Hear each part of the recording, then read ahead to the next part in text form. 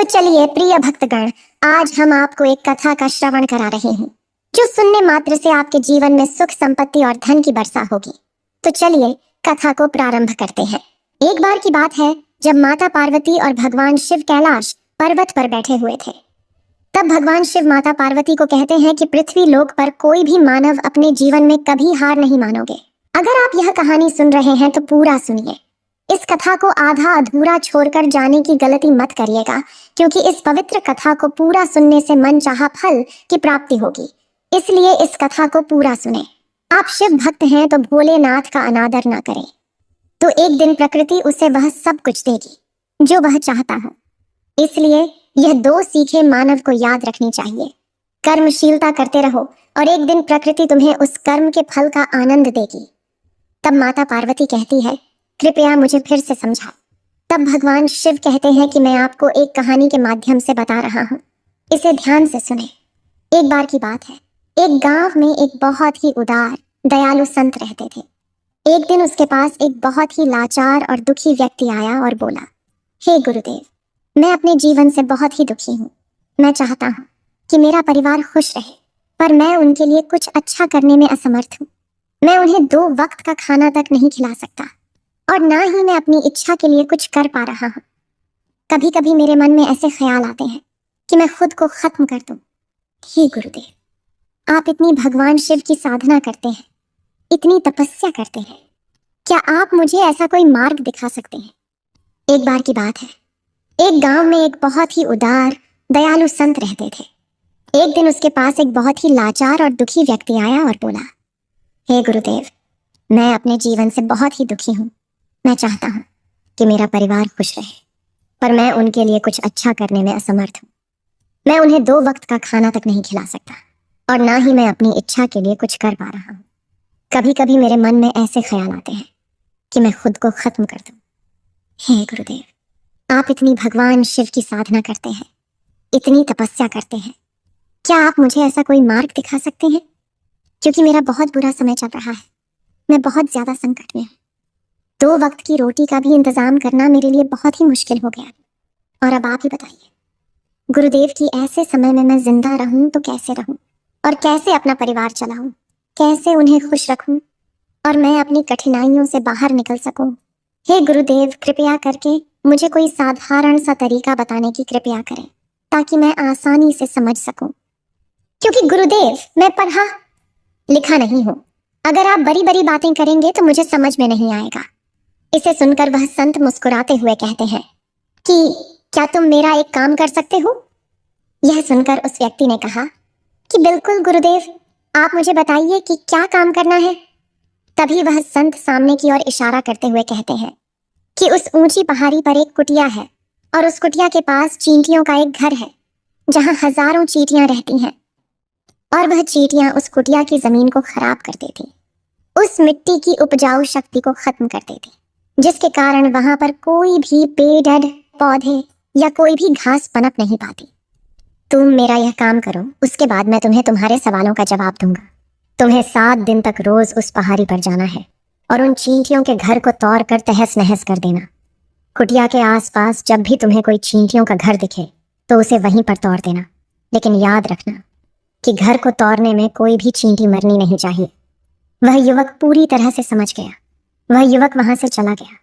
शायद उसे समझ में नहीं आया था कि वह संत ऐसा क्यों कह रहे थे। ये तो उन चींटियों पर अन्याय होगा, उनका घर तोड़ना और उन्हें नुकसान पहुंचाना। आखिर कौन संत ऐसा करता है? लेकिन फिर भी उस संत की बात मानते हुए वह अगले दिन से ही पहाड़ी पर जाना शुरू कर देता है। जब वह पहले दिन पहाड़ी पर पहुंचता है तो देखता है कि बहुत सारी चींटियां अपना खाना जुटाने में लगी हुई हैं।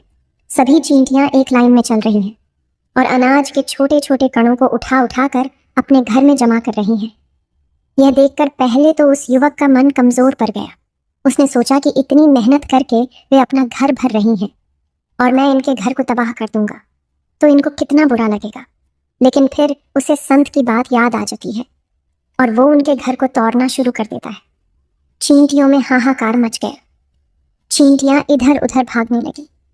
अभी तक जो चींटियां कतार में चल रही थीं, वह अब बिखर चुकी थीं और इधर उधर अपनी जान बचाने के लिए भाग रही थी। थोड़ी ही देर में घर टूट गया और सारी चींटियां इधर उधर छुपने के लिए भाग चुकी थी। ये करने के बाद वह युवक दुखी मन से वापस अपने घर को लौट गया। उसका मन बहुत परेशान और दुखी था। फिर रात में वह अपने बिस्तर पर लेटे लेटे सोचने लगा कि अब तो उन चींटियों का घर तबाह हो चुका है। अब उसको वहां वापस जाने से क्या फर्क पड़ेगा, क्योंकि चींटियों का घर तोड़कर तहस नहस करने के लिए संत ने कहा था, जो मैंने कर दिया है। लेकिन फिर उसने सोचा और अगले दिन फिर वहां जाने का निश्चय किया और अगले दिन सुबह उठकर वहां पहुंच गया। उसने उसी जगह पर पहुंचकर देखा कि चींटियों ने फिर से अपना घर वहीं बना लिया था और अब वह फिर से अपने घर के लिए सामान इकट्ठा करने में जुटी हुई थी। उस आदमी को देखकर लगा कि ये चींटियां कितनी मूर्ख हैं। इनको पता है कि कल ही इनका घर इसी जगह पर तबाह किया गया था और फिर उसी जगह पर इन्होंने अपना नया घर बना लिया। यह सोचकर वो आदमी हंसने लगा, लेकिन फिर से संत की बात याद करते हुए उसने उन चींटियों का घर फिर से तबाह करना शुरू कर दिया। फिर से उन चींटियों में हलचल मच गई और थोड़ी देर में वह चींटियां इधर उधर अपनी जान बचाने के लिए भागने लगी। कुछ ही देर में उनका घर फिर से नष्ट हो गया और अब वह युवक थोड़ा संतुष्ट महसूस कर रहा था। इस बार मैंने उस घर को बिल्कुल अच्छी तरह से बर्बाद कर दिया है। अब तो यहाँ चींटियां अपना घर बना ही नहीं सकती। इसलिए जाने से पहले उसने उस घर पर ठंडा पानी डाल दिया ताकि चींटियां वहां अपना घर न बना सकें। और इस तरह अपना कार्य पूरा करके वह युवक फिर से अपने घर लौट आया। उस रात सोते समय वो फिर से उसी विचार में पड़ गया कि क्या संत ऐसा कराकर सही कर रहे हैं? क्या किसी का घर तबाह करना किसी संत को शोभा देता है? क्या होगा अगर वह संत सिद्ध पुरुष हो ही ना? क्या होगा अगर वह मुझे बेवकूफ बना रहे हो? लेकिन फिर उसने निश्चय किया कि मैं अपने काम को पहले पूरा कर लेता हूँ और उसके बाद ही पता चलेगा कि वह संत मुझसे ऐसा क्यों करवा रहे हैं। और यही सोचकर वो रात में सो जाता। अगले दिन सुबह उठकर फिर से उसी पहाड़ी की ओर निकल जाता। पहाड़ी पर फिर वो उसी जगह पर पहुंचता है जहां पर उसने चींटियों के घर को तबाह किया था और उसे यह देखकर खुश हो जाता है कि वहां पर कोई भी घर नहीं था। सारी चींटियां वहां से भाग चुकी थीं। अब उसने समझा कि मुझे रोज यहां जाने की आवश्यकता नहीं है, क्योंकि चींटियों ने तो अपना घर बदल लिया है और संत ने मुझे 7 दिन के लिए बोला था। लेकिन आज तो तीसरा ही दिन। अब बाकी के 4 दिन वापस आने की क्या जरूरत नहीं है। और इसी सोच में उसने निर्णय किया कि अब वह सीधे संत के पास जाएगा और उन्हें सभी बातें बता देगा। जब वह वापस उस पहाड़ी से संत की ओर बढ़ने लगा, तब उसकी नजर एक और घर पर पड़ी जो कि चींटियों ने ही बनाया था। और अब वह चींटियां नए घर में बस गई थी। यह नया घर उनके पुराने घर से थोड़ी ही दूरी पर था और जब उसकी नजर उस घर पर पड़ी तो उसने सोचा कि शायद गुरुदेव को पता था कि यह अपना घर यहाँ से बदल कर किसी दूसरी जगह पर बना लेंगे, इसीलिए उन्होंने मुझे 7 दिन आने के लिए कहा। और ये विचार करके वो उनका नया घर भी तोड़ने के लिए पहुंच जाता। जब वह वहां पहुंचता है तो देखता है कि चींटियां उसी तरह अपने कार्य में लगी हुई थी। वो अपने लिए खाना इकट्ठा कर रही थी और अपने घर में जमा करती जा रही। और उनका टूटा हुआ जो पुराना घर था, वहां अनाज के कुछ कण थे, तो चींटियां वहां से भी अनाज इकट्ठा करके वापस अपने नए घर में ला रही थी। अब यहाँ पर फिर से उस युवक का मन थोड़ा कमजोर पड़ गया, क्योंकि वह खुद भी कमजोर था, खुद भी वक्त का मारा हुआ था। इसलिए उसके मन में उन चींटियों के प्रति दया का भाव उत्पन्न हो रहा था। उनके ऊपर उसे दया आ रही थी। वह चाहता था कि चींटियों की वह मदद करे, लेकिन वह उल्टा उनको नुकसान पहुंचा रहा था। उसने संत की बात को याद करते हुए उसने फिर से उस घर को तोड़ने का निश्चय किया और उसने इस बार बड़ी ही सावधानी के साथ, बिना किसी चींटी को कोई नुकसान पहुंचाए, उसने घर तोड़ना शुरू कर दिया। उसे इस बार वक्त थोड़ा ज्यादा लगा, क्योंकि किसी भी चींटी को नुकसान न पहुंचाने की शर्त संत ने पहले रखी थी। इसीलिए उसको बड़ी सावधानी के साथ उन घर को तोड़ दिया। और उस घर को तोड़ने के बाद वह इस बार पहले से भी ज्यादा दुखी था, क्योंकि उसने उनका नया घर भी तोड़ दिया। वो उन चींटियों को बसने ही नहीं दे रहा था और अब वो अपने आप को शैतान समझने लगा। लेकिन फिर भी उस संत की बात को मानते हुए वह अपने घर पर दुखी मन से वापस आ गया। रात में सोने से पहले एक बार उसने फिर से सोचा कि मैं कितना बड़ शैतान हूँ, कितना बड़ा दानव हूँ। पुराना घर तो छोड़ो, उनका नया घर भी तोड़ दिया। मैं उन चींटियों को कहीं भी बसने ही नहीं दे रहा हूँ। वो चींटियां मेरे बारे में क्या सोचती होंगी? वो कितनी धुतकारती होगी। लेकिन फिर भी उसने अगले दिन जाने का निश्चय किया और अगले दिन सुबह सुबह वह फिर से वहां पहुंच गया।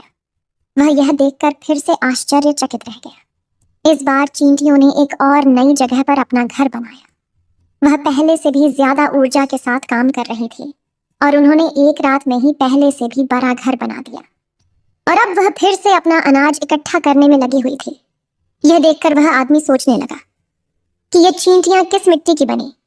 मैं इनको बार बार यहाँ से भगाने की कोशिश कर रहा हूँ और ये यहीं पर अपना घर बना लेती है। क्या इनको पता नहीं है कि मैं इन्हें यहाँ पर कभी भी बसने नहीं दूंगा। बड़ी ताज्जुब की बात है कि ये चींटियां दिखने में इतनी छोटी हैं, लेकिन फिर भी यह मुझसे हार नहीं मान रही। और इस बार उसने गुस्से में उस घर को तोड़ना शुरू कर दिया। लेकिन इस बार तोड़ते समय उसके पैरों तले कुचलकर कुछ चींटियों की मौत हो गई। और कुचलने के बाद जब वह अपने अहंकार से बाहर आया तो उसने देखा कि गुस्से में उसने उन चींटियों को कितनी क्षति पहुंचा दी है।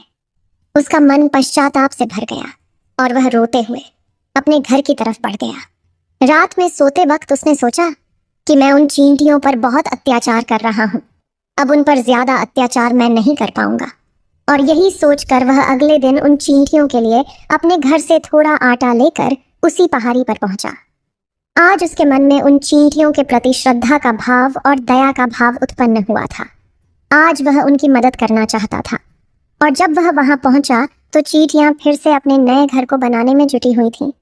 उसने बड़ी ही करुणा के साथ उन चींटियों को अपना लाया हुआ आटा खिलाया और अगले 3 दिनों तक वो ऐसा ही करता रहा। अब वह रोज सुबह जाता और उन चींटियों को अपने हाथों से आटा खिलाता। जैसे ही 7 दिन के बाद वो युवक उस संत के पास पहुंचता है और हाथ जोड़ कर बोलता है, हे गुरुदेव, मुझे माफ कर देना। मैंने उन चींटियों का घर तबाह करने की बहुत कोशिश की। मैंने उनका घर तबाह भी किया, एक बार नहीं बल्कि 4 बार। उसके बाद मैं हिम्मत नहीं कर पाया, उनके घर को तोड़ नहीं पाया। मैं समझ सकता हूं कि मैंने आपका काम पूरा नहीं किया और इसके बदले आप मुझे वह तरीका भी नहीं बताएंगे जो मुझे मेरे बुरे समय से बाहर निकाल सकता है। लेकिन मुझे इसका कोई खेद नहीं। मुझे लगता है कि मैंने जो किया वह सही था, इसलिए मैं वापस जा रहा हूँ। कृपया मुझे मेरे घर जाने की अनुमति दीजिए। यह सुनकर वह संत मुस्कुराते हुए कहते हैं, ठीक है, चले जाना, पर पहले थोड़ा जलपान तो कर लो। ठहरो थोड़ी देर, फिर चले जाना। और इसके बाद संत उस युवक के लिए पानी लेकर आते हैं। पानी पिलाने के बाद संत उस युवक से पूछते हैं, तुम मुझे बताओ, तुमने उन छोटी चींटियों का घर तोड़कर तबाह क्यों नहीं किया? वह तो बहुत छोटी है और तुम इतने बड़े हो, फिर भी तुमने उन्हें तबाह नहीं किया। इस पर युवक ने कहा, हे गुरुदेव, मैंने उन छोटी चींटियों का घर तबाह कर दिया था और कई बार किया था। एक बार तो मैंने अपने गुस्से में उन चींटियों को हानि भी पहुंचा दी थी। लेकिन जिस दिन मैंने उनको हानि पहुंचाई, उसी दिन मुझे लगा कि मैं इनको क्यों हानि पहुंचा रहा हूँ, क्यों इनको इतनी तकलीफ दे रहा हूँ। और उसी दिन से मैंने उनको क्षति पहुंचाने की बजाय उनकी सहायता करनी शुरू कर दी। यह सुनकर संत ने कहा कि यही तो सीखने की बात है। एक छोटी चींटी हमें जीवन का संदेश देती। मैंने तुम्हें उन चींटियों का घर तबाह करने के लिए नहीं भेजा था। मैंने तुम्हें इसलिए भेजा था ताकि तुम वहां कुछ सीख सको। तुम मुझे बता सकते हो कि तुमने वहां से क्या सीखा? जब उस युवक ने यह सुना, उसने पूरी कहानी सुनाई।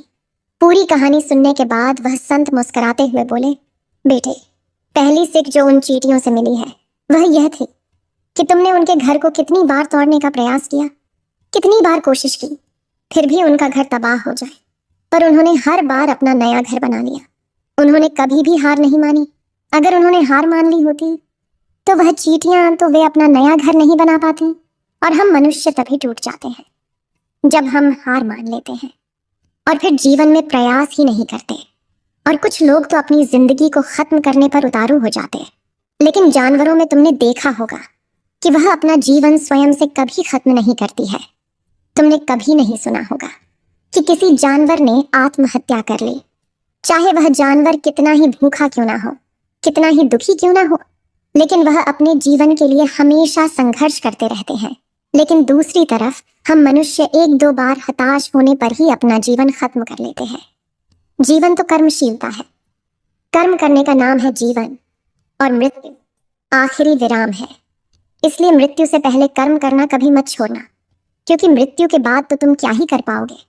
तो उससे पहले कर्म करना क्यों छोड़ रहे हो, क्यों हार मान रहे हो? अगर तुम्हारा एक घर टूट गया है तो दूसरा घर बनाने का प्रयास करो, कोशिश करो, और कोशिश करने वालों की कभी हार नहीं होती। ये बात तुम उन छोटी चींटियों को देखकर समझ चुके हो।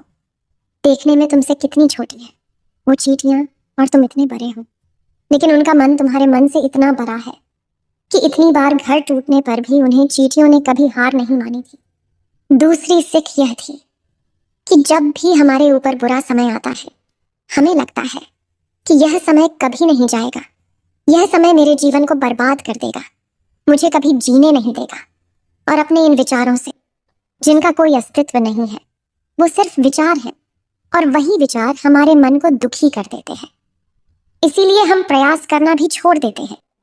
लेकिन सोचो, हमें बार बार प्रकृति से नुकसान होता है, लेकिन हमें यह भी देखना चाहिए कि इसका अंत कब तक होगा। हम अगर बार बार नए प्रयासों का आदान प्रदान करते रहेंगे तो प्रकृति भी हमारा साथ देगी। एक दिन वह हमारे लिए दया से भर जाएगी और हमें सब कुछ देने को तैयार हो जाएगी, जिसका हमने कभी सोचा भी नहीं था। तुमने देखा है कि तुमने पहले वह चींटियों को हानि पहुंचाने के लिए क्या क्या किया, परंतु बाद में तुमने उन्हें खाना खिलाया और उनकी मदद की। क्या यह इसलिए हुआ क्योंकि तुमने देखा कि वे कभी हार नहीं मानती थी? इसी तरह अगर तुम भी कभी हार नहीं मानोगे तो एक दिन प्रकृति भी तुम्हें वह सब कुछ देगी जो तुम चाहते हो। इसलिए भगवान शिव कहते हैं, कभी हार नहीं मानो, सिर्फ कर्म करते रहो, बस करते रहो। इतना कहकर भगवान शिव इस कहानी का समापन करते हैं। एक बार कमेंट में लिख दे ओम नमः शिवाय। इस वीडियो को बोलते समय कोई त्रुटि हो तो मैं क्षमा चाहती हूँ। उम्मीद है आप सभी को यह वीडियो अच्छी लगी होगी। अगर आप शिव के सच्चे भक्त हैं तो चैनल को सब्सक्राइब और वीडियो को लाइक करके कमेंट में हर हर महादेव लिख दीजिए।